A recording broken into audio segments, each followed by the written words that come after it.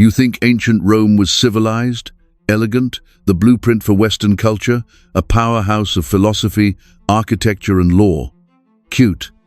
Because behind those marble columns and epic speeches was a system so viciously obsessed with controlling women's bodies, it makes modern sexism look like amateur hour. In Rome, a man could legally rape a woman and call it worship. A father could murder his daughter for losing her virginity and be praised for it. Slave girls were bred like livestock, virgins were buried alive, and every one of those things, totally legal. This isn't a list of isolated horror stories. This was Roman policy, institutional, celebrated, and exported across continents.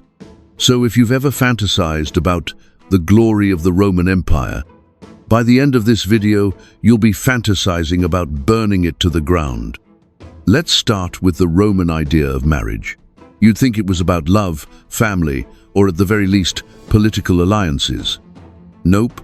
It was more like an ownership contract, but with more sex expectations and less personal rights. A Roman woman didn't just marry her husband, she became his legal property. Yes, property, like a couch, or a goat, or a villa with really bad plumbing. And this wasn't metaphorical. Roman law literally had a concept called manus, the legal authority of a husband over his wife. Once a woman entered into a manus marriage, her husband gained total control over her body, her property, and her legal identity. She couldn't own land, sign contracts, or even make basic life decisions without his permission. You know what's romantic? Being told you now legally belong to a man because Jupiter said so. But wait, it gets worse. In some versions of marriage, the woman didn't even get to choose which type of legal arrangement she entered. Her father could decide whether she stayed under his control or got handed off to a new man like a scroll full of bad investment advice. You've probably heard of the Vestal Virgins, Rome's elite priestesses chosen to guard the sacred flame of Vesta. Sounds noble, right? Holy women keeping the city's spiritual fire alive. Wrong. It was the ancient Roman version of a lifelong chastity prison with the worst HR policy ever. To become a Vestal Virgin, a girl had to be chosen between the ages of 6 and 10. That's right. Before she even had a say in what breakfast cereal she liked, Rome decided she would never know what sex was like ever. Vestal Virgins had to remain celibate for 30 years. Not 10, not 15, 30. That's 3 decades of religious lockdown with 0 romantic options and a flame you weren't allowed to let die or else. Oh yeah, if they had sex, they were buried alive. Let me say that again. If a Vestal Virgin was found to have broken her vow of celibacy, she was buried, alive, in a tiny underground chamber, with a loaf of bread and a jug of water. As if hydration makes being buried alive more chill. What kind of system says, hey, protect this fire, never have sex, and if you mess up, into the ground you go? Ancient Rome, that's who. Here's the plot twist. Prostitution was completely legal in Rome. But being a woman in Rome, not nearly as legal. Any woman could be registered as a sex worker, even against her will. There was an actual Roman law called infamia. And no, it wasn't a new fragrance by Gucci. It was a legal status of dishonor, and if you were labeled as infamous, congratulations, you just lost most of your rights as a citizen.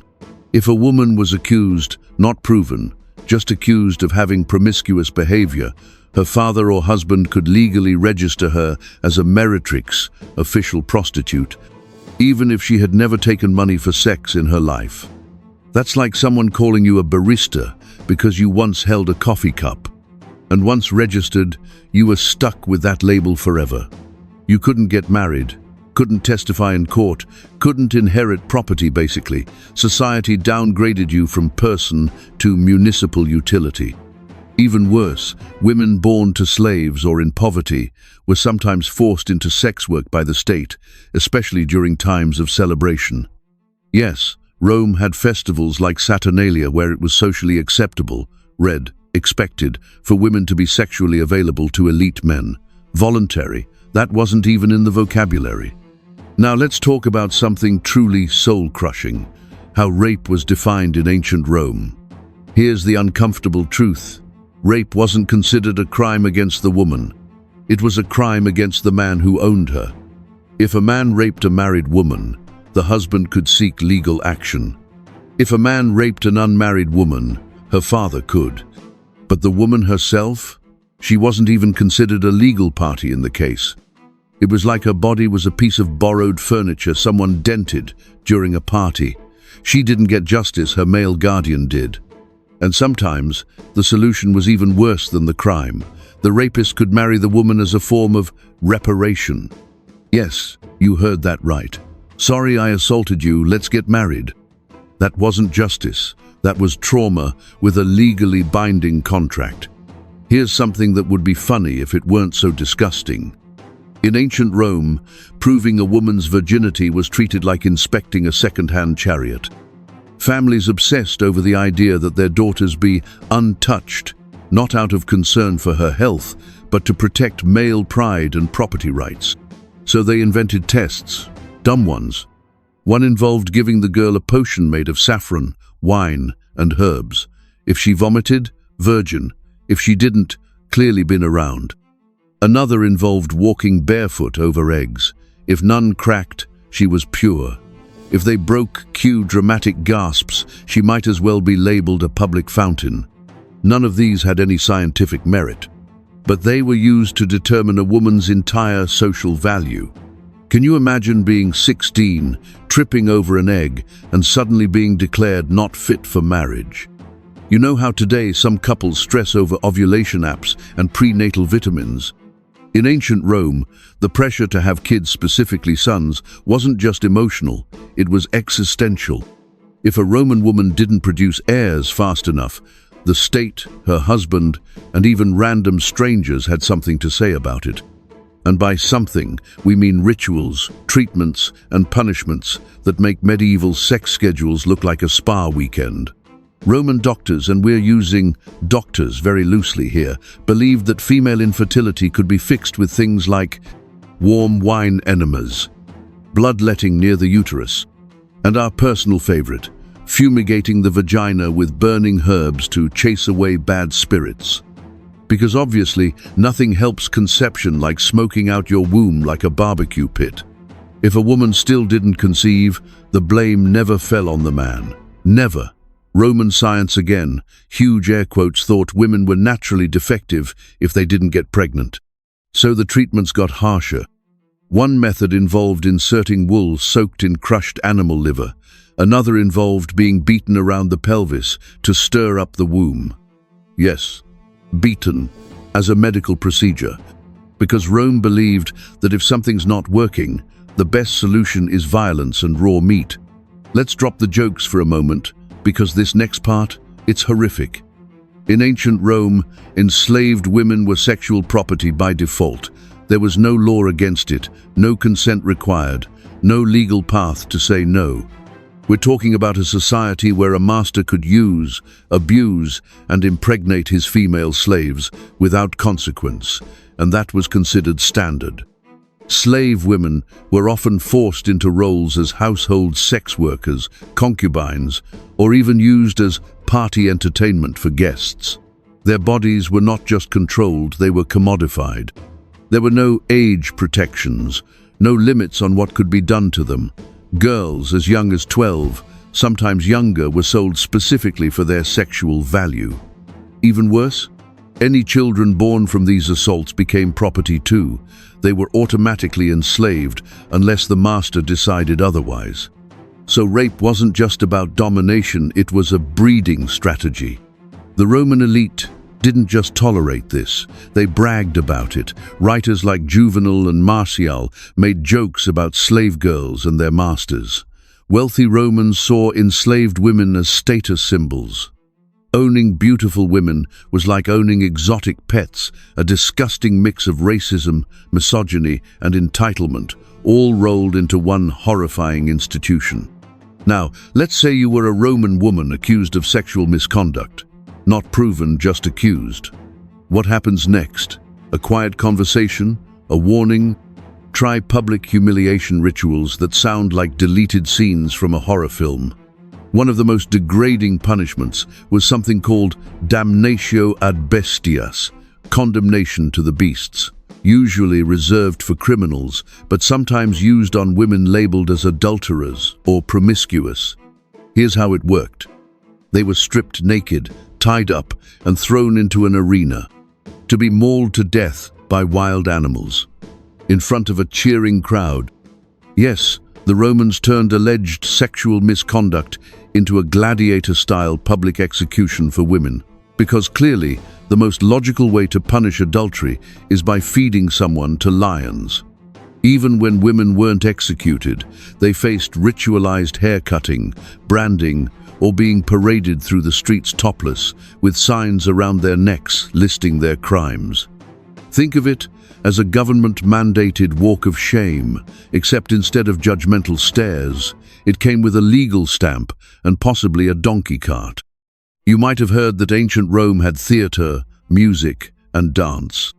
What you might not know is that many female performers, especially dancers and singers, were legally classified as infames, just like prostitutes.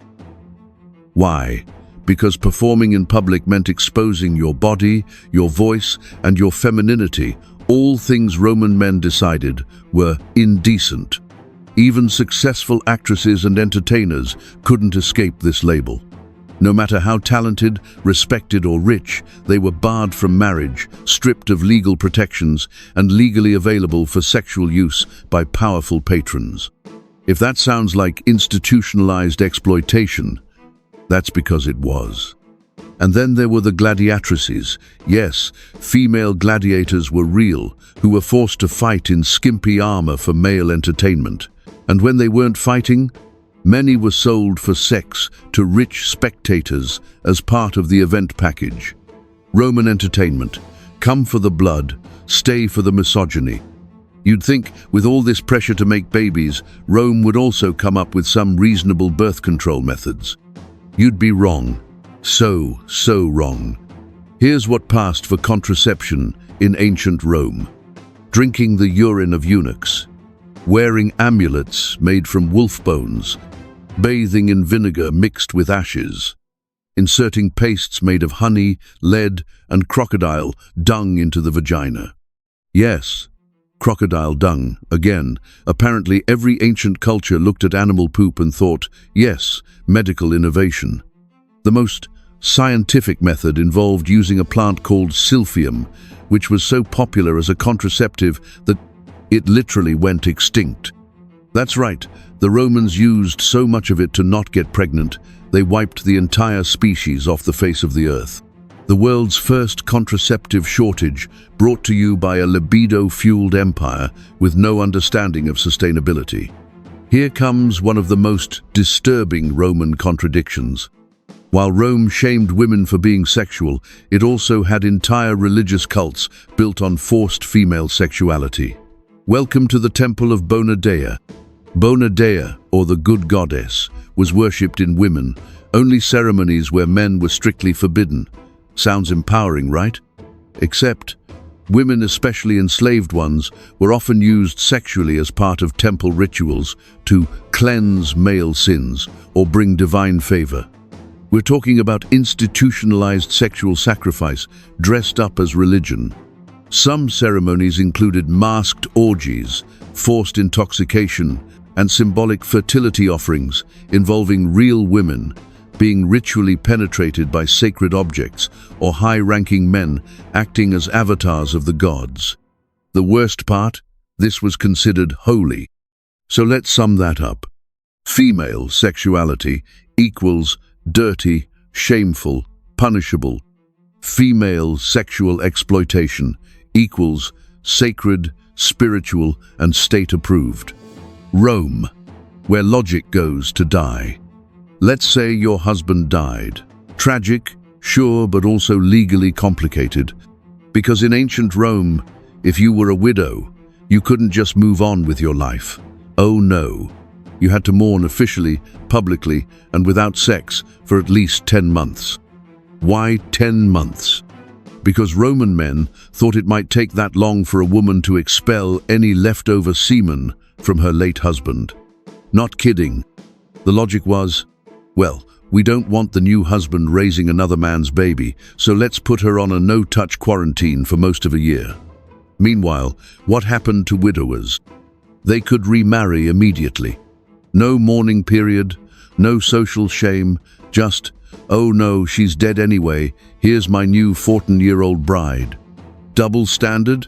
Try Olympic-level hypocrisy. Now let's talk cheating. In Rome, a married woman caught being unfaithful could be executed. Her husband had the legal right to kill her, especially if he caught her in the act inside his home. This was called Lex Julia de Adulteriis, and it sounds like a law designed to protect marriage, right?